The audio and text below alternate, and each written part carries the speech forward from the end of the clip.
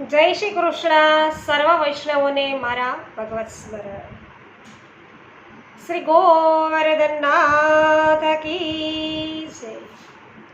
સર્વ વૈષ્ણવજનોનું પુષ્ટિ સત્સંગ ચેનલમાં હાર્દિક સ્વાગત છે. વૈષ્ણવો, આજે સત્સંગમાં આપણે વિશેષ સત્સંગ જ્યેષ્ઠાભિષેક સ્નાન યાત્રા વિશે માહિતી છે મેળવવાના છીએ. તો વૈષ્ણવો, હજુ સુધી આપણે પુષ્ટિ સત્સંગ ચેનલને સબસ્ક્રાઇબ ન કરી હોય તો અવશ્ય કરી લેજો, જેથી તમને પુષ્ટિ માર્ગીય સત્સંગો આ ચેનલ દ્વારા પ્રાપ્ત થતા રહેશે. સાથે સાથે તમને સત્સંગમાં આનંદ આવે, સત્સંગ પસંદ પડે તો અવશ્ય વિડીયોને લાઈક, કમેન્ટ અને શેર કરવાનું ભૂલશો નહીં, જેથી દરેક વૈષ્ણવોને સત્સંગનો લાભ પ્રાપ્ત થાય.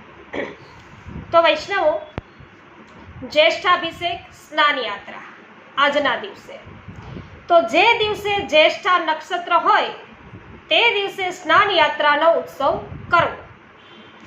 આ વેદોક્ત ઉત્સવ છે અને શંખથી કરાવાય છે.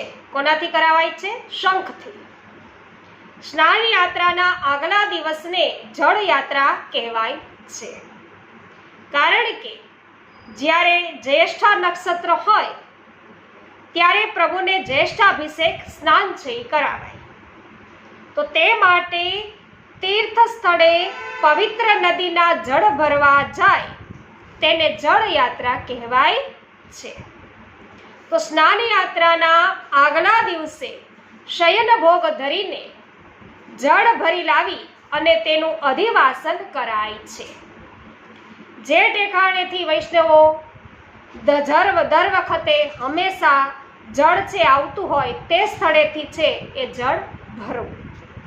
જ્યેષ્ઠ સુદ પૂનમને સ્નાન યાત્રા કહેવાય છે. જ્યેષ્ઠ સુદ પૂનમને સ્નાન યાત્રા કહેવાય છે, કારણ કે જ્યારે જ્યેષ્ઠા નક્ષત્ર હોય ત્યારે વહેલી સવારમાં શીતળ જળથી વેદિયા બ્રાહ્મણો વેદોચ્ચાર કરે અને અધિવાસન કરેલા સુવાસિત શીતળ જળથી પ્રભુને સ્નાન કરાવાય છે. તો વૈષ્ણવો, જે અધિવાસન છે જળનું એ કઈ પ્રકારે હોય છે એનો વિડીયો પણ આપણે પુષ્ટિ સત્સંગ ચેનલ દ્વારા અગાઉથી છે મૂકી દેવામાં આવ્યો છે. તો અવશ્ય અધિવાસન શું છે જળનું એ પણ આપ જાણી શકશો વિડીયો દ્વારા. એ માહિતી પણ તમને પૂર્ણ રીતે પ્રાપ્ત થઈ જશે. વૈષ્ણવો, આ સ્નાન યાત્રાના મહત્વ પાછળ એક સુંદર વાર્તા પ્રસંગ છે, એ પણ આપણને જણાવવા અત્યારે કહી રહ્યા છીએ કે વૃદ્ધ નંદ બાબાએ એવો વિચાર કર્યો કે મારા પુત્ર કૃષ્ણને મારી જગ્યાએ વ્રજના રાજા તરીકે રાજ્યાભિષેક કરી દો. કુલગુરુ ગર્ગાચાર્યજીએ રાજ્યાભિષેક માટે જ્યેષ્ઠ સુદ પૂનમનું મુહૂર્ત છે કાઢ્યું. તો રાજ્યાભિષેક માટે બધી જ પવિત્ર નદીઓના જળ છે એ મંગાવ્યા. જેઠ સુદ પૂનમે સૂર્યોદય પહેલા પ્રભુ શ્રી કૃષ્ણને સફેદ ધોતી અને ઉપરણા પહેરાવી અને સિંહાસન પર છે પધરાવી શ્રી ગર્ગાચાર્યજીએ પવિત્ર નદીઓના જળથી અભિષેક કરાવ્યો. ઋષિ મુનિઓએ પુરુષોત્તકનો મંત્રોચ્ચાર છે એ કર્યા અને શ્રી નંદરાયજીએ પોતાના પુત્ર શ્રી કૃષ્ણનો રાજ્યાભિષેક કર્યો. આ અભિષેક એ જ્યેષ્ઠા નક્ષત્રમાં થવાથી જ્યેષ્ઠાભિષેક કહેવાયો.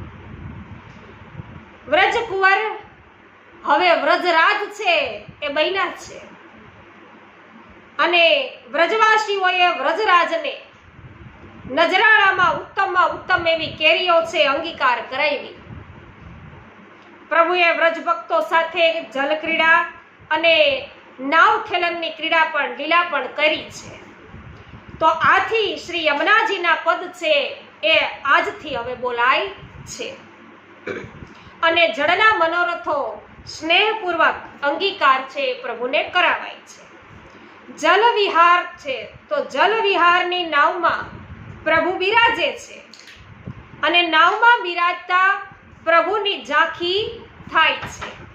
તો આ દિવસે શ્રી નાથ દ્વારામાં આ આજે પણ વૈષ્ણવો જ્યારે વેદોચ્ચાર થાય છે ને ત્યારે નિજ મંદિરની ભીતોમાંથી શ્રી યમુનાજીની ધારાઓ નીકળે છે અને જ્યારે મંત્ર બોલાતા બંધ થાય એટલે ધારાઓ પણ નીકળતી બંધ થઈ જાય છે. તો ટૂંકમાં તે દિવસે અને જન્માષ્ટમીએ પણ શ્રી યમુનાજી છે એ જળધારા રૂપે સાક્ષાત છે એ પધારે છે. તો ખૂબ જ સુંદર વૈષ્ણવો સ્નાન યાત્રા જ્યેષ્ઠાભિષેક વિશે આજે આપણને બધાને સુંદર માહિતી છે આ સત્સંગ દ્વારા પ્રાપ્ત થઈ. તો તમને બધાને પણ કંઈક સારી માહિતી મળી હોય તો અવશ્ય વિડીયોને લાઈક, કમેન્ટ અને શેર કરવાનું ભૂલશો નહીં વૈષ્ણવો. સાથે સાથે પુષ્ટિ સત્સંગ ચેનલને અવશ્ય સબસ્ક્રાઈબ કરજો, જેથી રોજ રાત્રિના 9:30 વાગ્યે આપણે લાઈવ થઈએ છીએ અને રોજે રોજ ભગવદ્ વાર્તા રોજ રાત્રિના થાય છે. જે પ્રકાર પરંપરા આપણા વૈષ્ણવી ઘરોમાં હોય એ પ્રકારે આપણે રોજ રાત્રિના સાથે મળી અને લગભગ 10 દેશોથી વૈષ્ણવો જોડાય છે અને સાથે મળીને આપણે બધા સત્સંગ કરીએ છીએ. તો અવશ્ય પુષ્ટિ સત્સંગ ચેનલને સબસ્ક્રાઈબ કરી લેજો, જેથી તમે પણ સત્સંગનો લાભ લઈ શકો. તો આજે સર્વને મારા જય શ્રી કૃષ્ણ. તો સ્નાન યાત્રાની જ્યેષ્ઠાભિષેકની આપ સર્વને ખૂબ ખૂબ મંગલ બધાઈ. બોલો શ્રી ગોવર્ધનનાથ કી જય.